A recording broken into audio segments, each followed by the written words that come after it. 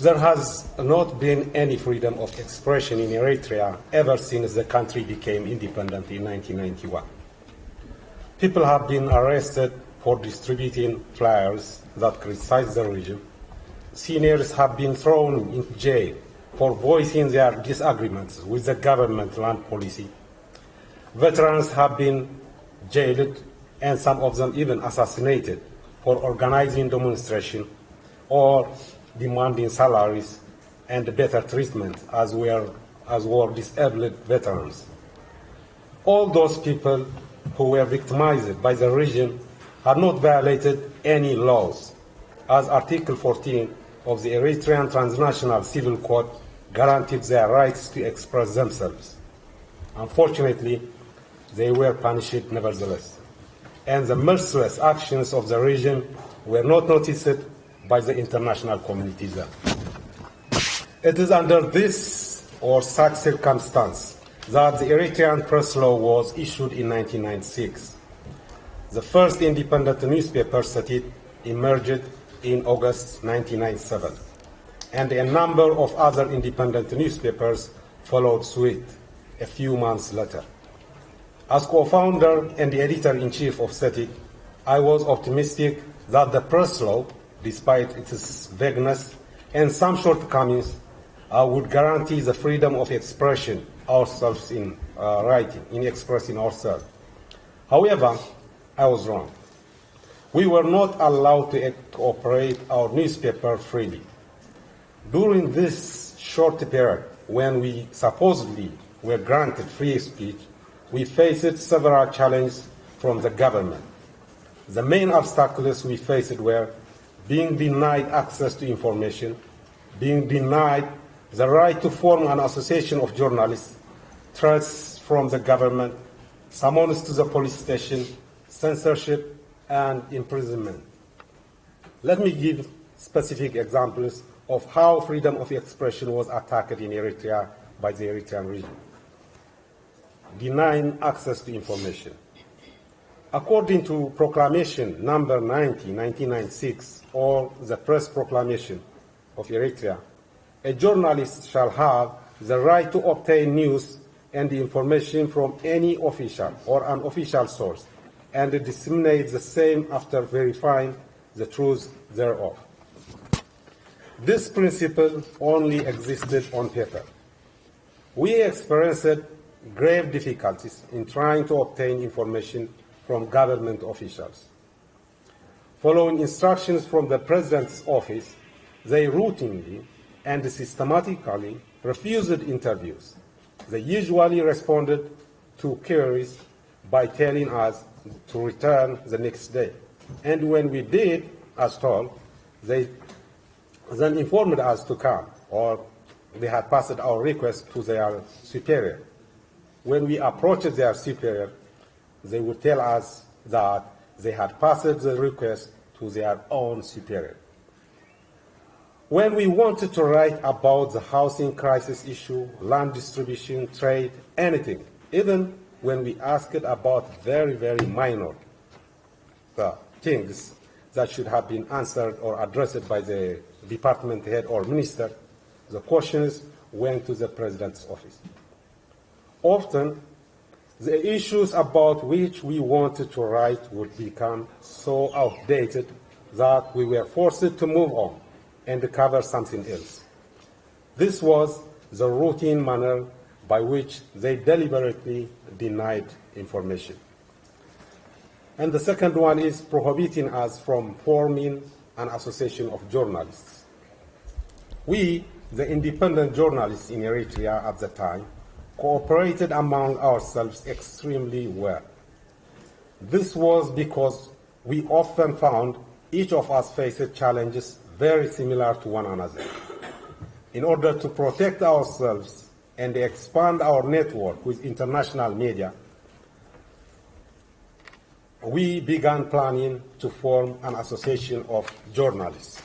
We submitted our application and pleaded with the Ministry of Information to allow us to form such an association, but the ministry refused. This was despite our having the legal right to form an association. And the other thing is threat. The 4-year period from 1997 to 2001, during which the independent newspapers operated, was very, very difficult. This was particularly true after the 2-year border conflict with Ethiopia ended in 2000. We attempted to exert pressure on the government to implement the constitution, fight corrupt generals, focus on education, improve health care, and review the land and investment policy. We were doing our best to let the public know what was going on by disclosing the wrongdoings of the government. Of course, the government officials were not happy with the content of our articles. It was then that we began facing intimidation and receiving phone threats so frequently from the Ministry of Information, as well as from senior officials of People's Front for Democracy and Justice, and very often from the government spokesperson, Yamana Gabrameskel, who is now an advisor of the president. Such threats were a part of our daily routine, and they resulted in tremendous psychological stress for us. Another source of our tremendous stress was censorship. For about a year, the Ministry of Information ordered us to submit all the content we wish to print in upcoming issues for our newspapers. And the ministry decided what should be printed and what should be omitted. Any sentence that criticizes the government officials or government policy was cut from the article. Sometimes the entire article or a piece of reporting had to be discarded. And they sternly warned us not to write or print such articles for our newspapers. It was a painful process because every editor had to deal with the regime every single day, even for the most trivial things. The government's intention for imposing censorship was to discourage us from covering stories that disclosed information about the corrupt administration. We were prohibited from challenging the regime in the hopes that we would, in the end, give up publishing our newspapers. And another way is summons to the police station. Once the government realized the publishers' determination not to stop printing the newspapers, it lifted the censorship process. We were no longer required to show the Ministry of Information what we intended to publish.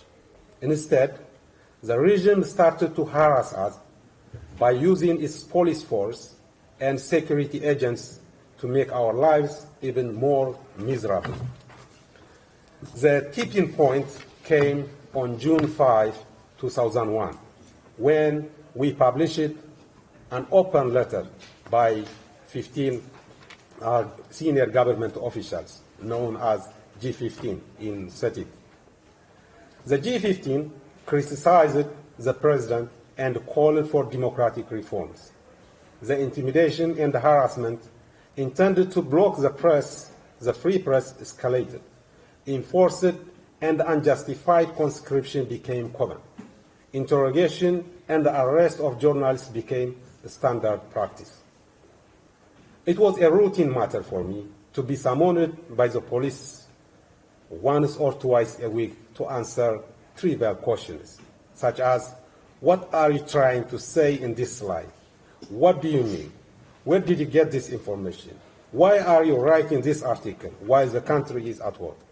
The country was not at war at that time, but the government used it to harass journalists by using as an excuse the war with Ethiopia. To make matters worse, the national security agents used it to intimidate us by knocking on our doors at night or pointing guns to our ribs. I personally experienced this at the beginning of September 2001, when I wrote an editorial on how a fight between two elephants ruins the grass. In it, I pointed out that the fight between the President and the G15 would cause the suffering of our people to escalate, and I criticized the President for not responding to the request of the reformers. I was given a final warning by two agents that I kept criticizing. If I kept criticizing the regime, I would be publishing my last byline. It was very difficult for all independent journalists to do their work at that time. However, all the journalists were as determined as before and shield from reporting the truth. That is, until the most basic rights were finally seized. Imprisonment. Though the sporadic jailing of journalists was common in Eritrea, the arrests that changed the landscape took place on September 18, 2001. The President ordered all 7 independent newspapers to cease publications. That same day, the government arrested 11 of the 15 senior officials who had criticized the President in the aforementioned open letter. The days that followed, 9 journalists were arrested, and many more followed in the subsequent days. Luckily, I was not at home the night they came for me. I managed to evade the regime's tightening grip. The accusation leveled against the journalists were astounding. The government media blamed us for violating the press law, collaborating with the enemy, evading national service, and receiving funds from foreigners. All those are baseless accusations. If they had been true, the government could have laid such charges against the jailed journalists. But today, it has not. The journalists have been remained imprisoned without due process since 2001. 5 of them have been confirmed dead, and nobody knows the fate of the others.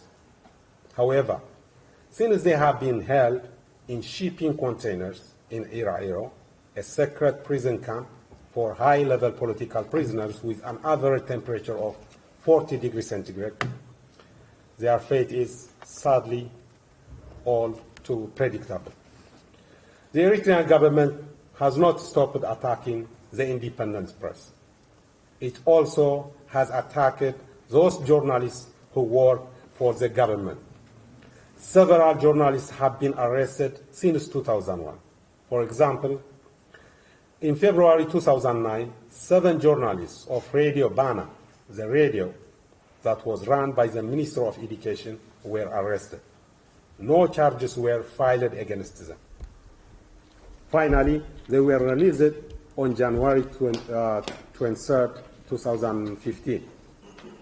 However, the government didn't give any explanation about their arrest. Still, we do not know the whereabouts or the mental and physical state of 17 journalists. Their family members and friends have also been targeted.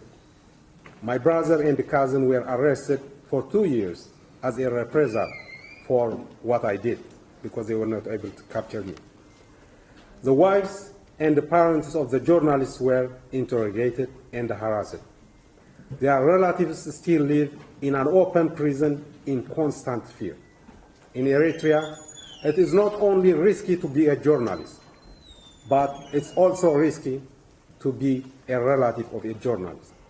The authorities of the region try to attack the spirit of freedom of the press through every angle so as to discourage others from picking up the torch. Moreover, the attack of the press was an attempt to stamp out criticism of the Eritrean government for not implementing the constitution and to put an end to the political dissenters, thereby prolonging its power. In May 2007, the African Commission on Human Rights and People's Rights of the African Union